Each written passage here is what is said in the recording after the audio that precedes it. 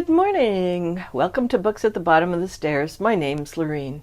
It's a really bright day out, but for some reason that seems to make the shadows darker. I don't know if that's like just a momentary thing or if that's actually an eternal truth. So I have a couple of books to chat about today. The first one is one that I started a little while ago, I think around Christmas, and decided I really wanted to pay attention to it because it's a fun book. So I didn't want to, and there's adventure, and so I didn't want to be in a moment in life when I had to be interrupted. I wanted to be able to just sit back and really enjoy the adventure. And I'm talking about The Impossible Creatures by Katherine Rundell. You may know Katherine Rundell as an adult author, although she's more on the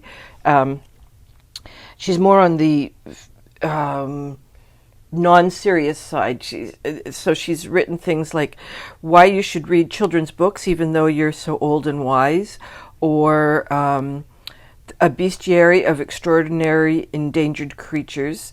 So she also writes for children, obviously. So Cartwheeling in the Thunderstorms, or The Wolf Wilder, The Explorer, which won the Costa Children's Book Award. So she's a very good author. She can jump genres, or it's not really genres. She can jump age brackets, I guess. I often quibble with that because I think based on what I like in a book, I find, and as an adult, I find these kinds of books way more satisfying than some of the other things I've read over the years. So The Impossible Creatures has got a really beautiful jacket, and we can see here the two main protagonists. So this is Mal, and she's the heroine of the story, and this is what's his name? Oh God, Christopher. Yeah, I kept wanting to say Gregory. I don't know why. Anyways, Christopher is a boy from our world, and he has gone to visit his grandpa in northern Scotland, and grandpa is a guardian of a portal to the other world, which is where Mal lives. But something has happened in the world of Mal, and she sort of bursts through a portal and comes up into Christopher's world, and along with that is a baby griffin that she has been looking after. And the griffin has gone to Christopher because Christopher has this aura that animals gravitate to. So if he's sitting at a park bench, before he knows it, he's got, rabbits and birds and squirrels and chipmunks and stuff have all come to visit and say hello. Not that he's got any food on him. So he's just attracts animals. And I guess he was at the portal at a critical moment when Mal was escaping something from her world. She convinces him to go back to his world. She convinces him to go back to her world because she's trying to escape an assassin. And why is she being tracked by an assassin? She doesn't know. So we've got a story where she has a hidden identity she's unaware of, and Christopher doesn't really understand what his role is as the next guardian of the portal. His grandfather had been a guardian before him, and his dad had rejected it as a thing to do. So we spend the majority of the story is in the other world, and it's an archipelago. There's just a beautiful map on the end papers. And they end up traveling to a fair number of places, and they end up meeting a fair number of the impossible creatures, some of which are known in our mythical language, like the manticore or the sphinx, and then there's a bunch who are just only in the other world. Each of the islands in the archipelago have got either a particular magical kind of magical tree or magical grass or that sort of thing, or there's magical creatures that inhabit it, and some of the islands have more than one thing happening. And they've been sent on a quest to try and find the potion that's going to help Mal figure out like what's cooking. And at the same time, she encounters a person called Night Hand, who is a berserker who is responsible for guarding the immortal. And it is the immortal that is the quest, basically. The immortal is someone who keeps the magical balance for this archipelago, and which actually happens to be just adjacent to Nova Scotia, which was kind of fun. So he is sort of attracted to Mal, but he doesn't really know why. So he commits to helping them, even though it's against his better instincts.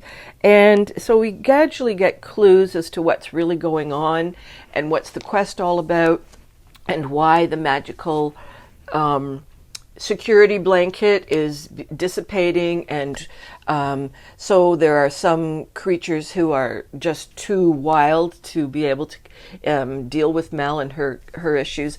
They become just obstructions. Then there are other ones who are they're quite hopeful and really want to help things go along. The quest is very action-packed. Christopher is more or less a facilitator for Mal. He's sort of a protector, but more than a protector, he's a partner. And he also helps her come to decision-making and analyzing the information. And at a certain point, she just decides she's going to go her own way. And so he's got to figure out how to be a partner with someone who has just become very single-minded. So there's some interpersonal things that are going on.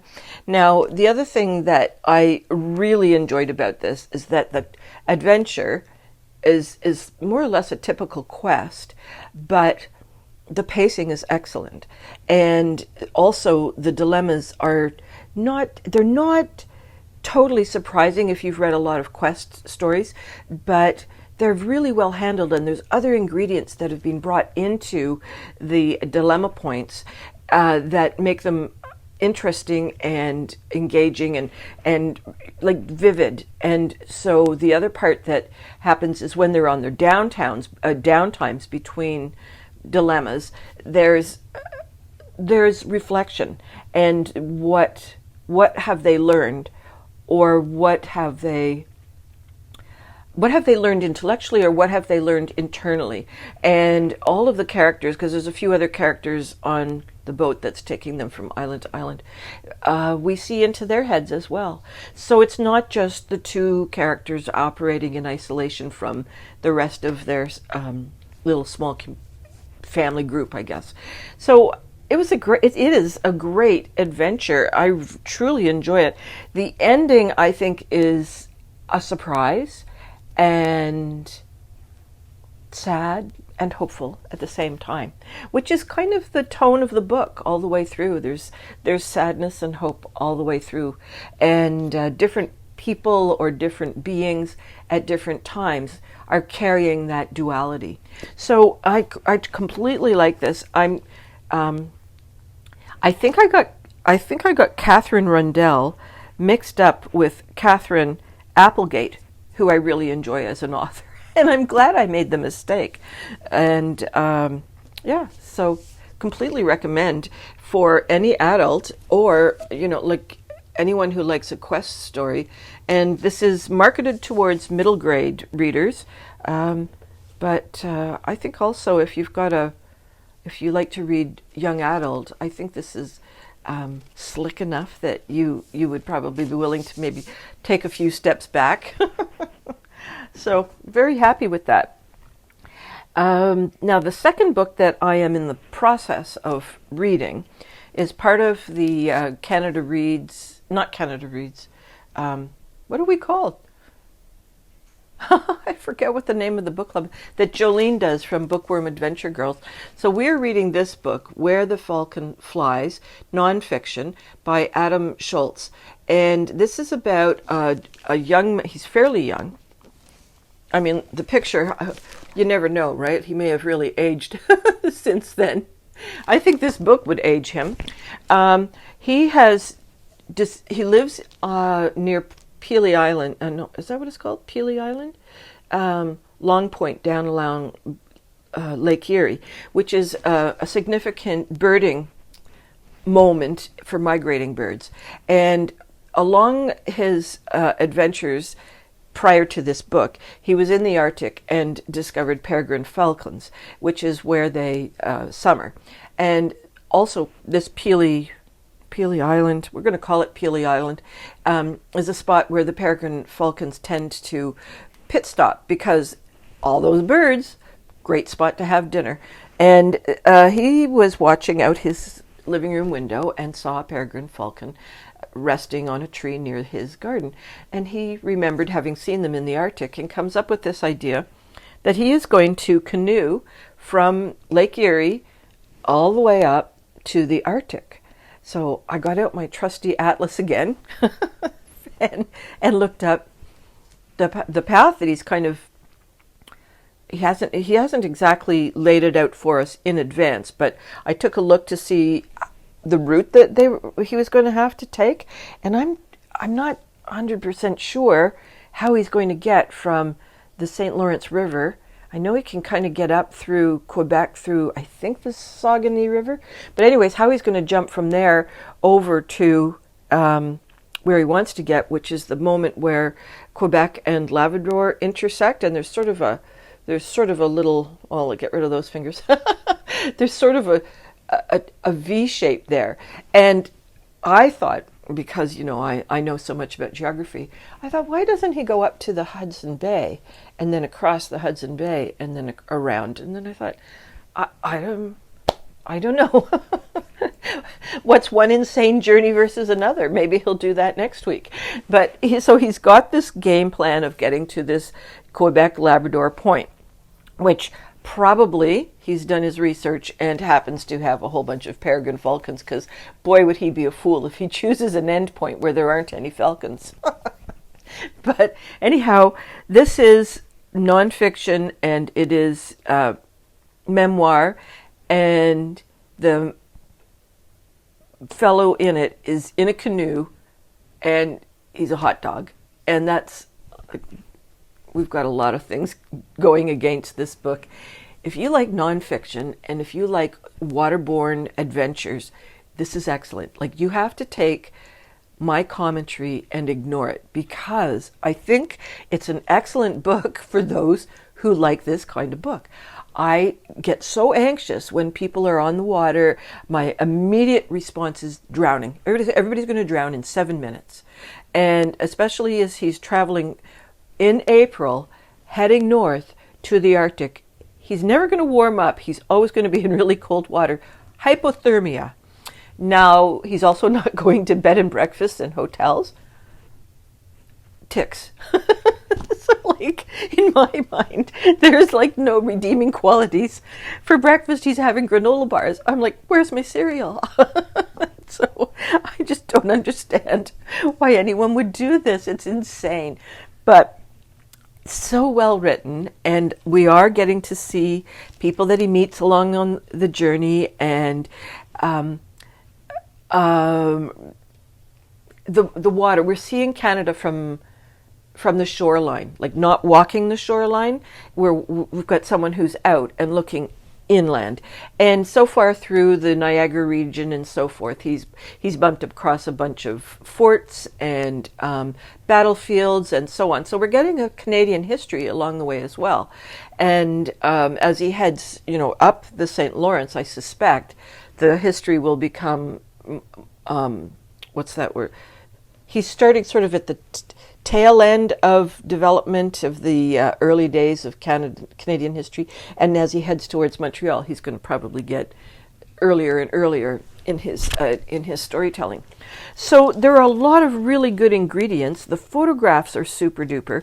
I again, because this is a journey, I would have liked a map. I've read other stories where the designer of the book has included, if the chapter is from Point Pelee to Niagara Falls, for instance, they'll include a little inset, and you get a sense of distances, and they do that little loopy thing where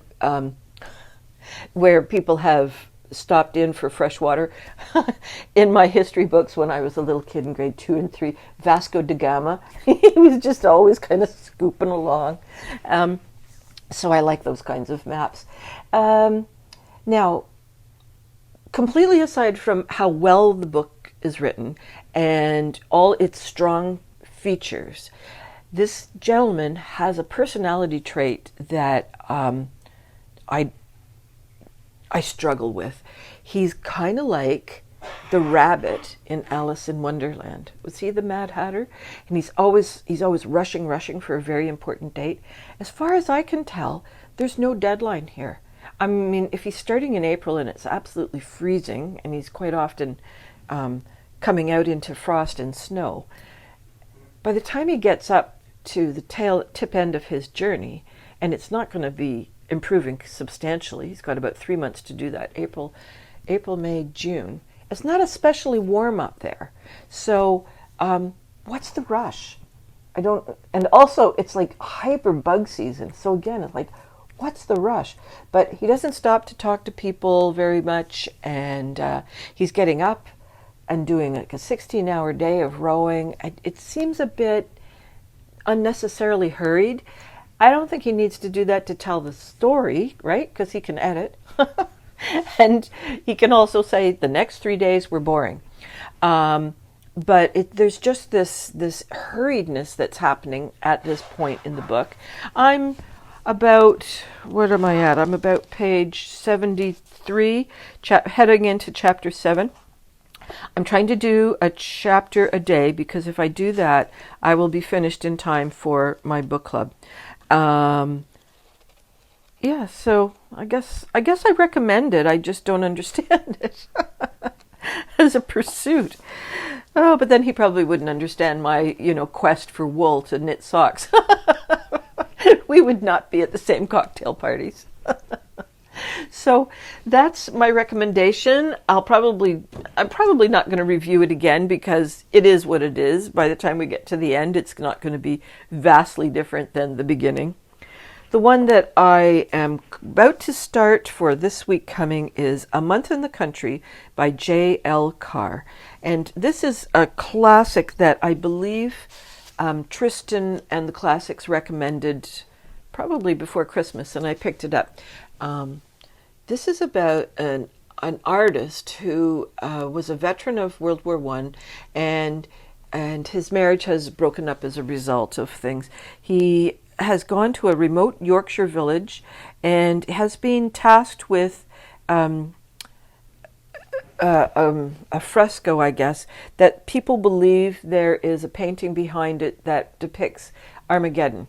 And so he's been asked to kind of work with that, and he was an artist before he went away to war, and he's pretty sad. He's not so broken he can't do his work, but he's like, he's just a very sad gentleman. And he meets with the anonymous painter, and as he's exposing this painting underneath, he's coming to understand and comes to terms with his own apocalypse. And I believe he meets someone along the way that he can talk with. And at a certain point, the task is done, and he has to move on. And I think, I'm suspecting that towards the end, we will have either been left with unanswerable questions, or in his own mind, there will have been some resolution. It's a short book, about 135 pages, and there's a part of me that thinks I may have read this. There's a lot of books over there that I think I might have read. So there's at least 3 that I'm pretty darn sure that I have read. But I'm going to pick them up and reread them and just get that out of my system. So this should go fairly quickly at 135 pages. I think that's it for me. I hope all your reading dreams and adventures continue to come true, and I will see you next week with, I have no idea. Take care. Bye-bye for now.